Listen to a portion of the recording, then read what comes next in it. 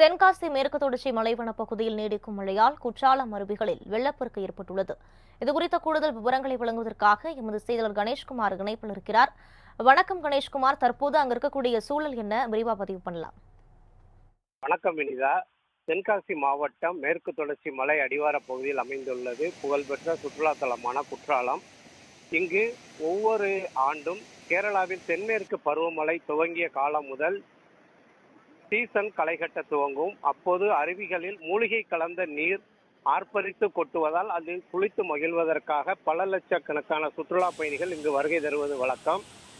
வருகிற ஜூன் 1ஆம் தேதி முதல் சீசன் துவங்கக்கூடிய சூழ்நிலையில் கடந்த சில மாதங்களாக வெயிலின் தாக்கம் அதிகரித்து காணப்பட்டதால் குற்றால அருவிகள் அனைத்தும் நீரின்றி வறண்டு காணப்பட்டது. இந்த நிலையில் கோடை மழை கடந்த சில தினங்களாக பெய்ததன் காரணமாகவும் மேற்கு தொடர்ச்சி மலைப்பகுதியில் பெய்த கனமழையின் காரணமாகவும் நேற்று குற்றால அனைத்து அருவிகளிலும் வெள்ளப்பெருக்கு ஏற்பட்டது.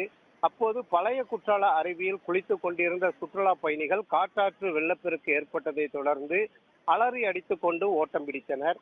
இதில் அஸ்வின் என்ற 16 வயது சிறுவன் சிக்கி பரிதாபமாக உயிரிழந்தார். இதனைத் தொடர்ந்து தென்காசி மாவட்ட ஆட்சித்தலைவர் கமல் கிஷோர் மாவட்டத்தில் உள்ள சுற்றுலா தலமான குற்றால அருவிகளில் குளிப்பதற்கு வருகிற 21ஆம் தேதி வரை தடை விதித்து உத்தரவு பிறப்பித்தார்.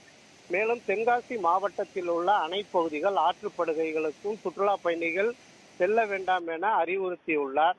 தற்போது குற்றால அனைத்து அருவிகளிலும் நீர்வரத்து சீராக விழுந்து வரும் நிலையிலும் வானிலை ஆராய்ச்சி மையம் ஆரஞ்சு அலர்ட் மாவட்டத்திற்கு விடுத்துள்ள காரணத்தினால் திடீரென ஏற்படும் மழையால் ஆபத்துகள் ஏற்பட்டுவிடக்கூடாது என்ற முன்னெச்சரிக்கை நடவடிக்கையாக அனைத்து அருவிகளுக்கும் பலத்த பாதுகாப்பு போடப்பட்டு சுற்றுலா பயணிகள் குளிப்பதற்கு தடை விதிக்கப்பட்டுள்ளது.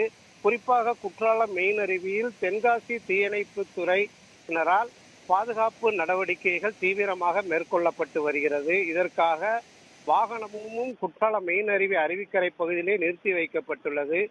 மேலும் வெள்ளப்பெருக்கு ஏற்பட்டால் அதில் யாரும் சிக்கிவிடாமல் இருக்கிற வகையில் லைஃப் ஜாக்கெட் பொருத்தும் பணிகளிலும் தீயணைப்பு வீரர்கள் ஈடுபட்டு வருகின்றனர். வினிதா,